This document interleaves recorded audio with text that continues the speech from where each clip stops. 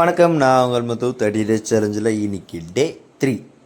காலையில் எப்பயும் போல் 6:30க்கு ஏஞ்சாச்சுங்க. ஏஞ்சிட்டு குளிச்சுட்டு கிளம்பிட்டு சாப்பிட்டு கிளம்புறதுக்கு கொஞ்சம் லேட் ஆகிடுச்சு. அதனால் அறக்க பறக்க தான் கிளம்புனேன். போகிற வழியிலேயே என் ஃப்ரெண்டை கூப்பிட்டு கிளம்பிட்டோம். இன்றைக்கி லேப் டே போல், லேப் நோட் எடுத்துகிட்டு போல், அதனால் வெளியே நிற்க வச்சிட்டாங்க. கொஞ்சம் எக்ஸ்கியூஸ் கேட்டு உள்ளே போய்ட்டு பார்த்தா அதுக்குள்ளே கொக்கோ ப்ராக்டிஸ் இருக்குது, வாங்க போகலாம் அப்படின்ட்டாங்க.